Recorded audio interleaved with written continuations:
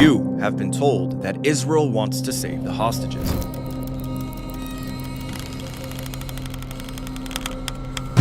Captured on October 7th. But what if you've been lied to? What if Israel's war cabinet has no intention of saving them? An investigative journalist made a bombshell discovery. Filmmaker and journalist Dan Cohen acquired secret recordings of the Netanyahu government pressuring Israeli families to sacrifice their children in Gaza in order for the genocide to continue, so that Israel can conquer and colonize Gaza for good. Stick around, because I'm about to reveal the sickening details of this explosive investigation that confirms Israel's policy of sacrificing their own people. And you'll be surprised to hear that this theory is supported by prominent Israelis and has been reported by Israeli media. Yes, you heard that right.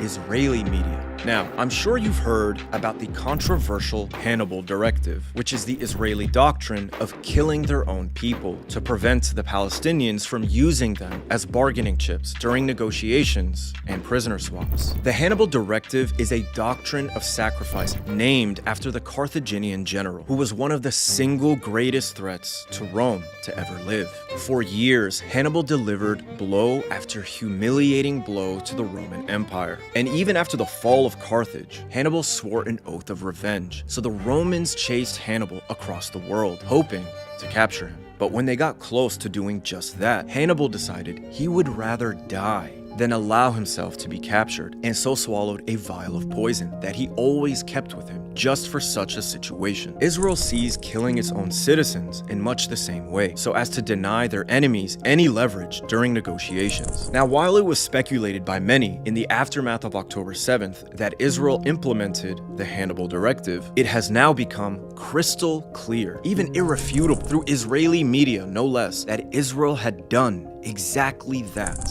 נוהל חניבל כנראה הופעל באיזשהו שלב, כי ברגע שהבינו שיש חטיפה, אז הם מיד אומרים, חבר'ה, זה חניבל. But what if I told you this mass Hannibal is still happening? That it has been happening every day since October 7th? What if I told you that a major aim of the genocide in Gaza was in fact the continuation of this mass Hannibal? On January 15th, the Palestinians released a video of Israeli hostage Noah Argamani. Noah says that she had been injured in an Israeli airstrike and was trapped under the rubble for 2 whole days. She also says that 2 other Israeli hostages had been killed by Israeli strikes, one buried underneath the rubble and the other in a moving ambulance in Gaza. She implored Netanyahu to stop this madness and bring us home to our families. But these aren't the only Israeli hostages who have been killed or injured. According to Hamas, nearly 60 hostages have been killed by Israeli strikes. Several Israeli hostages released by Hamas have described the terror of being held in Gaza, unsure of whether or not they'd be killed by their own government. את כל הפיצוצים של ישראל, פיצוצים מאוד גדולים. היה המון פעמים שאמרתי לעצמי, בסוף אני ימות מהטילים של ישראל ולא מהחמאס. An Israeli sociologist and military expert, Yagil Levy, told the Israeli newspaper Haaretz that Israel is indeed trying to carry out a mass Hannibal. The government's decision to attack Gaza, despite the presence of hostages in the bombed sites, can be considered an extension of the Hannibal procedure. That is, an attempt to thwart the continuation of the captivity, even at the cost of risking the lives of the hostages. The obvious explanation is that the right perceives the pressure to stop the fighting as endangering the pursuit of victory and revenge in Gaza. And therefore, the lives of the abductees are another reasonable sacrifice that must be made. A reasonable and necessary sacrifice to justify the Gaza genocide. Gilad Shalit was a captured Israeli soldier that the Palestinians traded for over 1,000 Palestinians. In an interview with the Israeli media outlet Shomrim, an unnamed figure who was involved in the Gilad Shalit exchange said that Israel was invoking the Hannibal Directive. He says, Hamas expected this to be a repeat of the Shalit case. They thought that they would kidnap Israelis and that we would cave in. But the state of Israel has implemented the Hannibal Directive on the whole of the Gaza Strip. Now, as you can imagine, the families of the hostages are not happy about this. They want their loved ones to be brought home. They're angry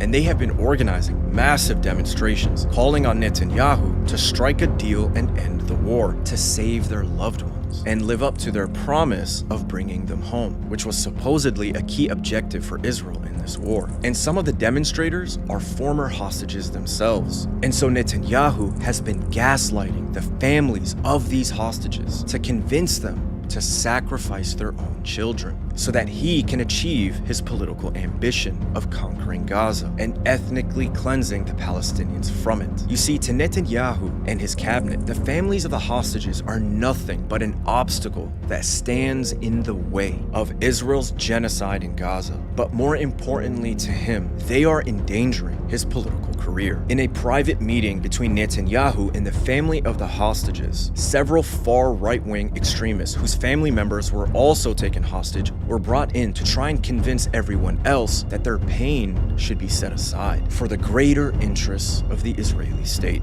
One of these far right-wing extremists, Ohad Zvi Lapidot, addressed the families. This is a secret audio recording of that exchange. ברגע ההיסטורי הזה, הכאב הפרטי לא יכול לנהל אותך. Outraged, a mother of one of the hostages responded. What Lapidot said next set fire to the room. יש ראש ממשלה שהתפקיד שלו זה לראות את כלל ישראל ואת התפקיד הכללי.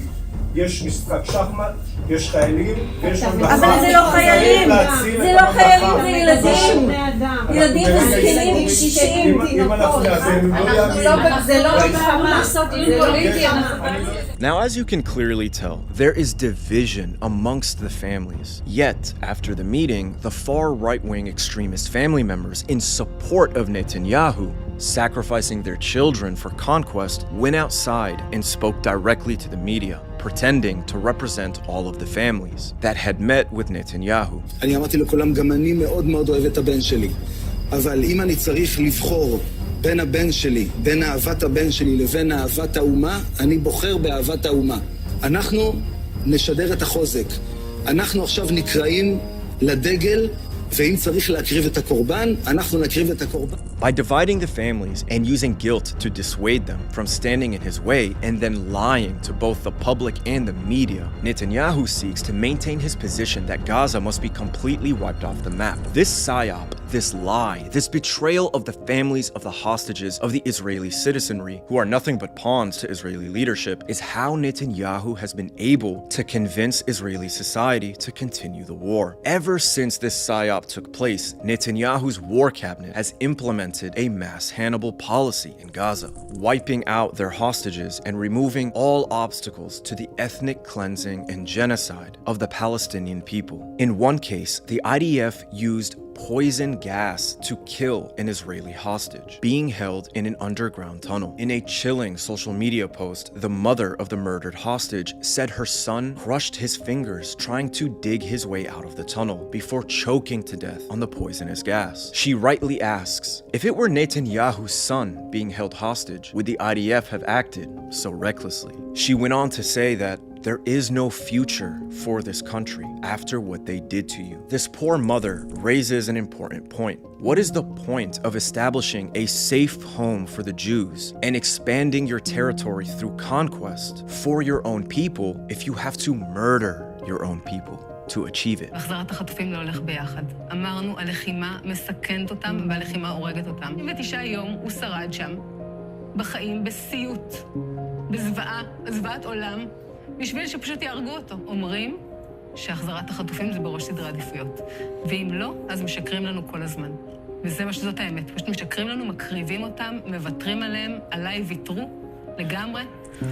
There is so much more in this bombshell investigation conducted by Dan Cohen, so check out the link to his article. And remember, we all know that the algorithm censors and bans content like this, so we need your help to spread the word. Support our ongoing investigations. Free Palestine.